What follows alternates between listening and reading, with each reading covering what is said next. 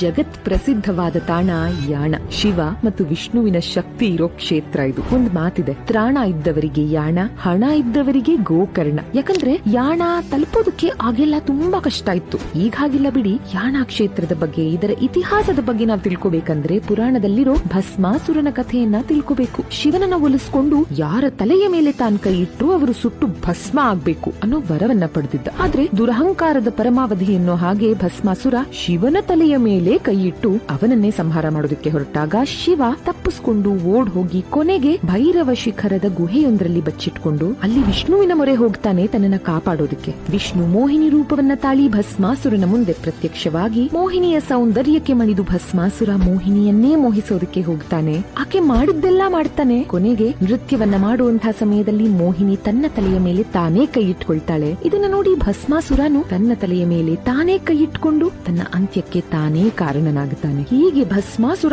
ಸುಟ್ಟು ಭಸ್ಮವಾದ ಸಮಯದಲ್ಲಿ ಹುಟ್ಟಿದಂತಹ ಬೆಂಕಿಯ ಜ್ವಾಲೆ ಸುತ್ತಲೂ ಇರೋ ಬಂಡೆಗಳನ್ನ ಸುಟ್ಟು ಕಪ್ಪಾಗಿಸಿತ್ತು. ಅಲ್ಲಿರೋ ಶಿವ ಅಡಗಿದ್ದ ಅತಿ ದೊಡ್ಡ ಶಿಖರಕ್ಕೆ ಭೈರವೇಶ್ವರ ಶಿಖರ ಅನ್ನೋ ಹೆಸರು ಬಂತು. ಹತ್ತಿರದಲ್ಲೇ ಇರೋ ಶಿಖರಕ್ಕೆ ಮೋಹಿನಿ ಶಿಖರ ಅನ್ನೋ ಹೆಸರು ಬಂತು. ಇದನ್ನ ಜಗನ್ಮೋಹಿನಿ ಶಿಖರ ಅಂತ ಕೂಡ ಕರೀತಾರೆ. ಇವಿಷ್ಟೂ ನಡೆದಿದ್ದು ಎಲ್ಲಿ? ಕುಮಟಾದಿಂದ 25 ಕಿಲೋಮೀಟರ್ ಹಾಗೂ ಸಿರ್ಸಿಯಿಂದ 40 ಕಿಲೋಮೀಟರ್ ದೂರದಲ್ಲಿರೋ ಯಾಣ ಕ್ಷೇತ್ರದಲ್ಲಿ. Download ShareChat.